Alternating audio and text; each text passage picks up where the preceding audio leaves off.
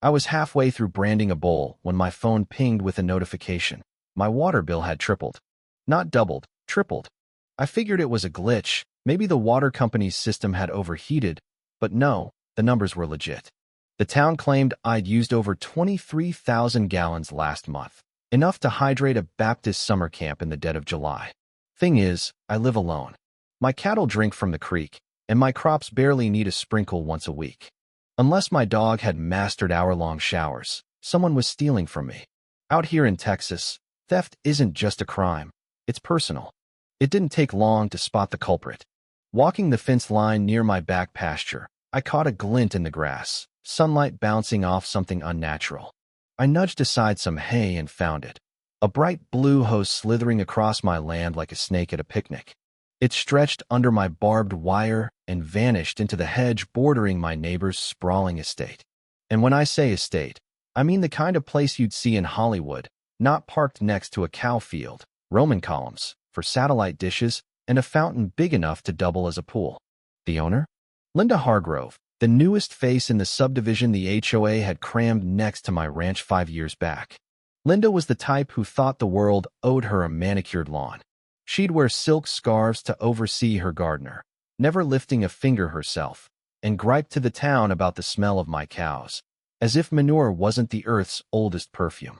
She'd already slapped me with 3 HOA complaints, one for too many American flags, another for my rooster crowing before dawn, and a third because my barn glared at her pool house.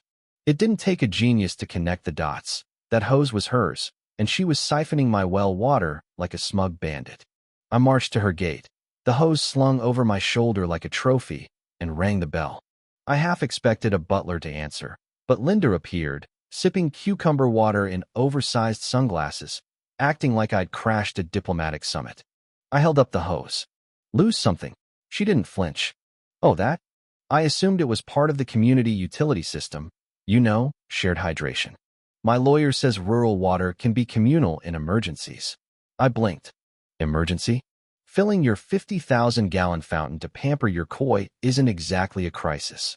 She rolled her eyes like I was the crazy one. Look, you have so much water, and I have amenities. It just makes sense. We're neighbors, not hoarders. Neighbors. I shot back. You built a fence taller than my loft and reported my scarecrow for looking mean. I told her to ditch the hose and stop tapping my water, or I'd press charges. She smirked like I'd pointed out a smudge on her glass. You'll need a warrant, she said, then spun around and disappeared into her palace of denial. That night, I sat on the porch with my cattle dog, Rusty, sipping a beer and stewing. Linda wasn't just stealing water.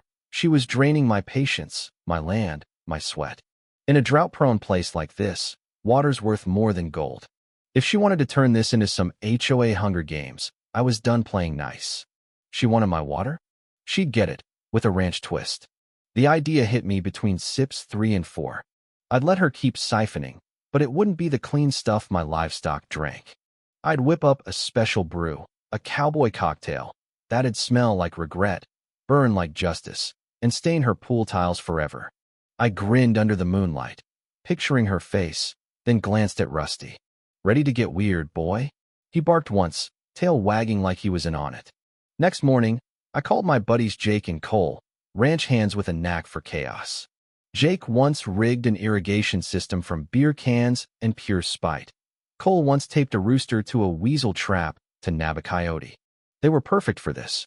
When I told them Linda was using my well for her spa fantasies, Jake spat out his coffee. She's what? Cole shook his head. That's low. Real low. You thinking what I'm thinking?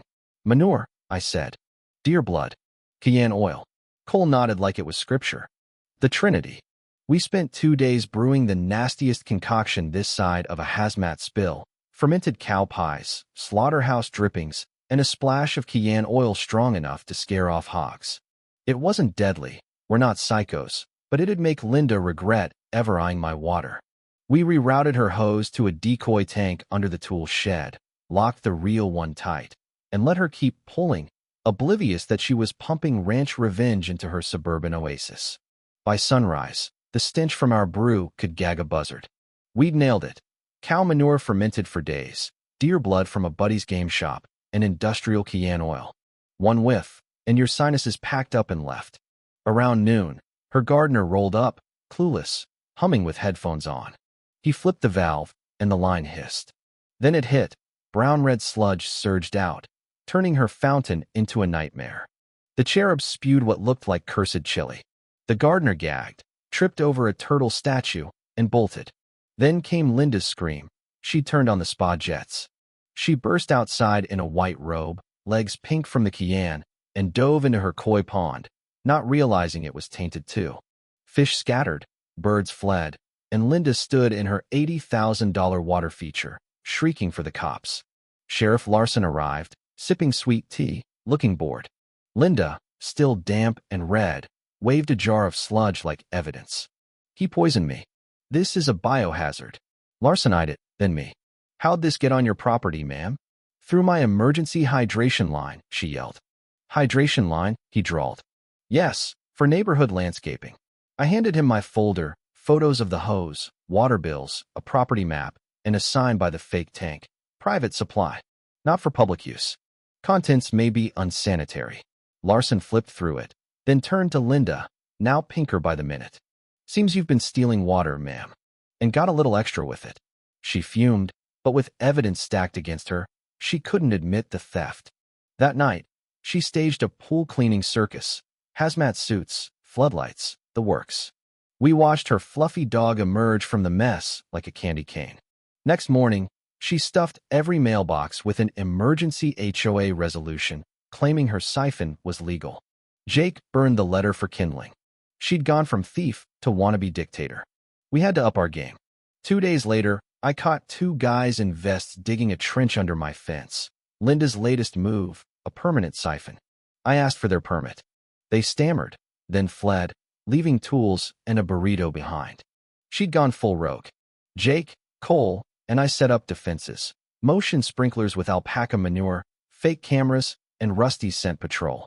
That night, her new crew tripped the sensors. Sprinklers drenched them in fermented justice. One fell in the ditch, the other knocked himself out on a camera post. They ran, leaving more gear behind. Sheriff Larson returned, donut in hand. Linda says you're trespassing with military-grade deterrence. I laughed. On my land. He'd seen the footage. They got what they earned. I held off on charges. Something bigger was brewing. Linda escalated with a teary social media video, accusing me of water terrorism and koi trauma. It backfired. Folks dubbed her Stinky Spa Linda, and memes exploded. She sent fake legal letters, so I posted flyers with her trespassing proof and a tagline. Play dumb games, win spicy prizes. She went quiet, until the state showed up.